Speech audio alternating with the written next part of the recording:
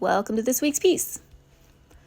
So this was that little nightstand I found on Marketplace that was just, well, not great. But sometimes I like these tidy projects and it looked so sad. I wanted to pick it up. So I asked you guys and you all were like, yeah, you should pick it up, which is how I know that you're all my people. So it's covered in some kind of contact paper. There's like 2 different kinds. It looks like they tried to do the marble one. There was also a really kind of vintagey looking one on there. So I got out my heat gun and some liquid sandpaper just to see what we had going on. Now this looked incredibly dirty, and that was mostly because they had the contact paper on, and then when they removed it, it left this sticky residue, and so kind of everything just stuck to the residue. So it looked super, super dirty and grimy. I mean, it was, but it was mostly because of that sticky residue on there. So I'm just using this little knife here to get all of the extra paper off. I thought I was going to have to use the heat gun because this had been on for so long, but it actually came up pretty easily, so that was exciting. So this was a bit of a process, but it didn't take as long as I thought it would.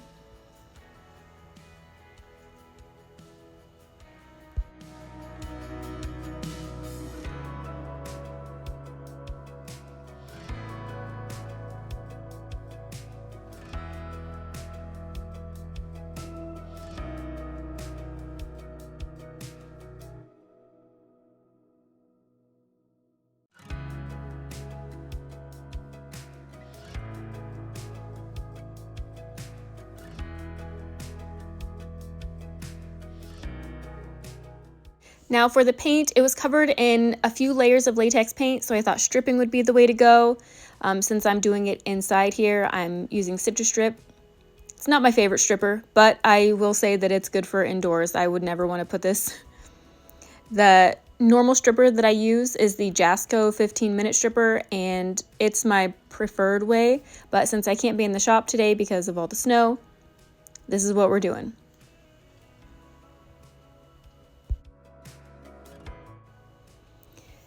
Now, this stuff does work, it just doesn't work as well and as fast as I like. You can also leave it overnight and do the cellophane treatment. There's a lot of ways to kind of amp up the game of Citrus Strip. I don't like it. But it did get the top layer off, so that's fine. I reapplied and tried doing it to the second layer. The second layer just didn't want to come up as well as the first, it is what it is. So that gave me a chance to really get my sander out and start testing it.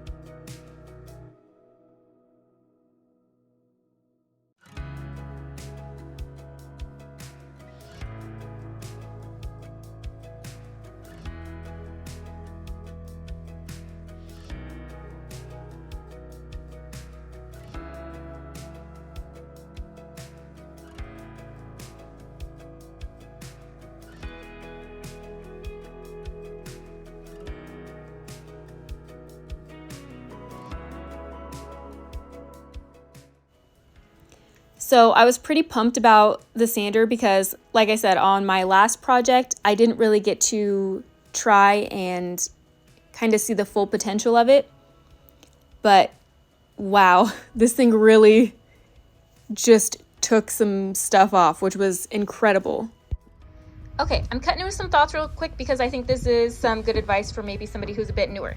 So, one, I'm testing out my sander and it's doing amazing. I'm super, super pleased with how it's taking the rest of this paint off. And because this is such a soft wood, this is pine, it's taking out all the dings and everything like a champ. I couldn't be more pleased. So there's another. And then also you can see on this, on the bottom of this, it's got some tear out. So what I did is I put in a chamfer along the bottom of this so that we wouldn't get any future tear out. Now these are going to be here. They're really, this one especially is really deep. I won't be able to do anything about that, with the exception of using a wood filler, you know what I mean? But what I mean is to prevent further tear out, if you give the bottom of a leg, and you'll see on a lot of furniture pieces, like the mid-century legs and everything, there'll be like a slight angle cut down at the very bottom of the legs. You can do it again along the side of this. It's usually about a 45. Can be a little bit less, but you get that chamfer on there and you won't have tear out anymore. So just a fun little tidbit, and that's why I did the chamfer right here. And then I also did it along the other side so that I'm not getting any more of this for the future of this little nightstand. I've decided that I want to router the top edge of this just to give it a little something extra, and I'm probably gonna go for either this one or this one. They're the smallest. They're both bearing guided, which is my favorite way to use this if I'm gonna do freehand. So I think I'm gonna do this one. Also, speaking of the chamfer that we talked about earlier, you can do a chamfer with a router as well. You can also do it with a planer. You can do it, well, I should say a hand planer, not a planer, but a hand planer. There's a bunch of different ways to do that. I just did it with a sander because it could. Okay, bye. So as you can see, I just put the router bit on and I'm going around the entire top edge with my trim router. I have a larger router as well. I tend to only use that one for harder woods and bigger projects because it's really hard to see on that. This little trim router, which one of you guys sent me, thank you so much. There wasn't a name on it, but just thank you. That's incredible. And this is very, very easy to use because it's small and you can see really well with it. And then I'm just going to go around the edge and kind of smooth out all those little rough spots that were around the routed edge. I'm giving the sides a quick sand.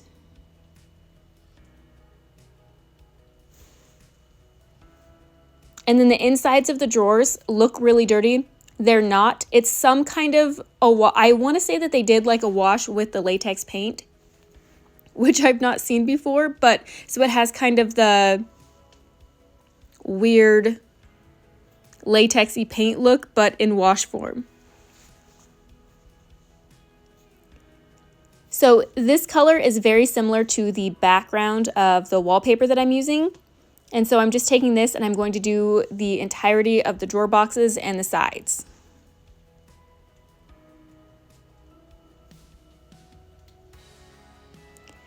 I won't do the very bottom because that's where I'm going to apply the paper. But I just want this color to be kind of a pop when you open up the drawers.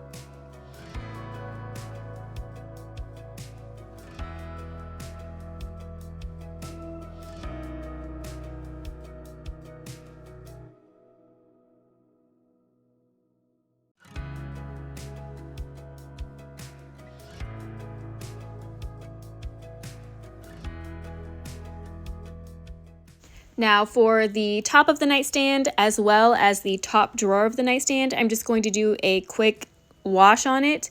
Now I like the color of pine in its natural dry state. I think it is a lovely soft color. However, as soon as you add a clear coat to it, it wants to lean yellow. So that's the only reason I'm putting a wash on this, is because I don't want it to have that kind of yellow cast going on. So quick wash. And again, I'll be doing it on the drawer top as well, just so that I'm going to add stripes down the front for a little bit of interest on this. And I want the stripes to be paint and wood stripes. So obviously those stripes have to match the top, hence why we're going to do a wash on the top drawer as well.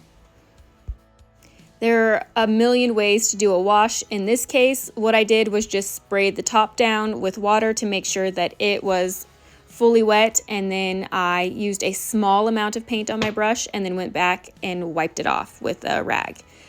Again, there's numerous ways to do this, so you pick the way that works best for you or your piece.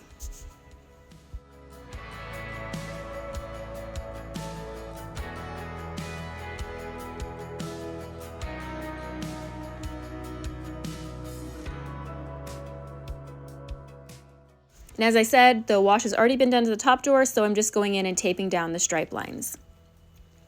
I'm giving the top a quick seal with poly. That's just so that when I go in with my paint, if I get any on the top, I can just wipe it back. My tops typically get 2 to 3 coats of poly and then a coat of wax as well.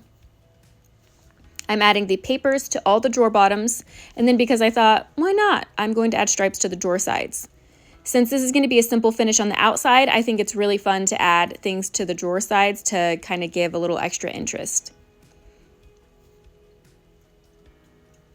And before you ask, it's not silly to do the drawer sides because you don't see it. It's great. It's actually a selling feature for a lot of my clients. They will see my stuff and be like, I bought this because you did something fancy to the drawer sides. Now the entire piece is getting a base coat of this peach color, and then we're going to go ahead and add a blend. So this took me a couple times just because I was trying to figure out what I wanted, but this is what I landed on. So I start with a wet base, that's the peach color. This is again on the top drawer, so you can see the tape on there. And then I added the soft blue that we used on the inside, and then I just blended that from the top down less than halfway. And then I took the darker peach color, and these I just pulled paint colors that were matching tones to the wallpaper, and I'm blending them in. So I'm using a blending brush. It's just one, it's a large one, and I clean it off every time. And then while the paint is still wet, I remove the tape lines. And then I do the same to all 3 drawers, only of course the bottom 2 drawers do not have tape. So again, you start with a wet color. In this case, it's my mid-tone peach. I'm adding in the darker peach tone at the bottom, blending it up through the top. I'll clean off my brush and then go in with the blue. These were very easy colors to blend. The darker peach blends in easily with the lighter peach because they're of the same tone. And then the blue actually blends in really well with the peach also because they're in a similar color intensity. Now for my top again, I'm going in with my final coat of poly, and I just want to make sure that it's very smooth because the grain gets raised when you do washes and when you add water-based poly. So I'm making sure that this is a very smooth top, going in, getting all the router lines and everything like that. This is 220 paper, and it's just smoothing everything out. And then I can go in and seal it again.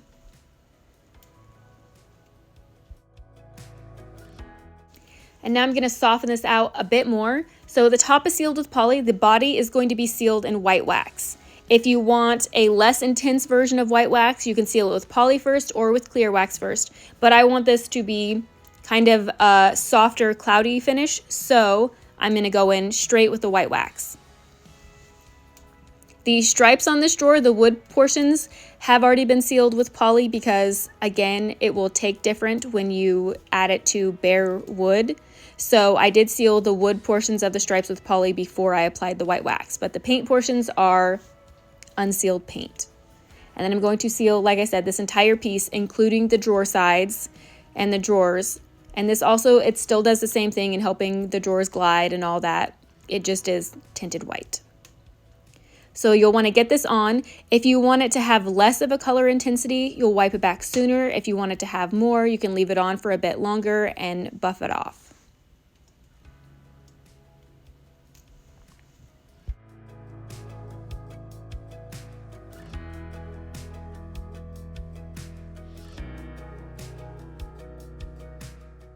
And I'm still doing the same white wax on the top as well. This still adds the extra protection. A lot of you ask why I do this. It's because it gives an extra protection. I like having the hardness of a poly on the tops of pieces that get used, but I like doing the wax layer on top of that because it's such a resist to liquids. So, you know, people who don't like to use coasters, this is an excellent way to help add that extra bit of protection. And of course, I'm just going back through and buffing off all the wax.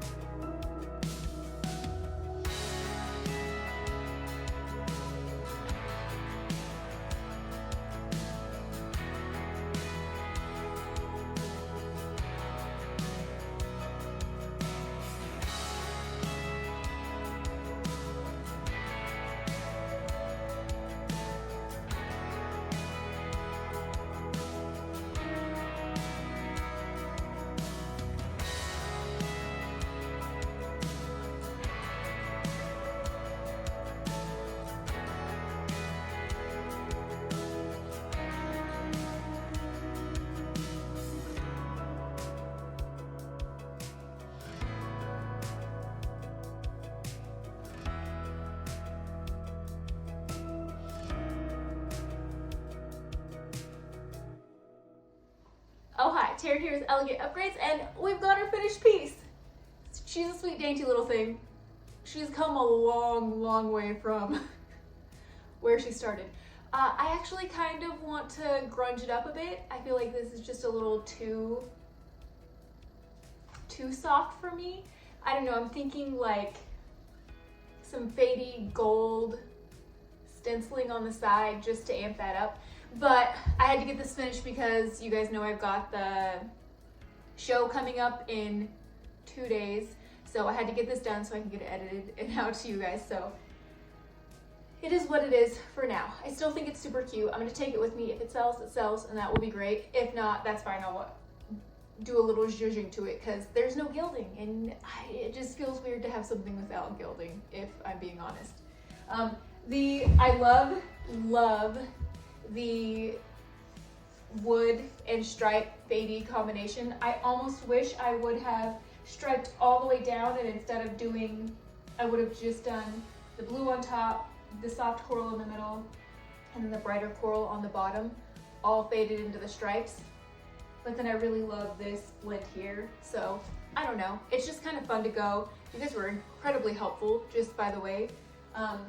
Yeah, having that paper on the inside was a huge, anytime I can settle on a theme, it makes it a lot easier to progress. So that was nice. I just had these old knobs in my storage, which is great because since there wasn't any gilding on there, it didn't seem right to put one of my fancier type things on. So these are very soft and old, kind of fits the piece.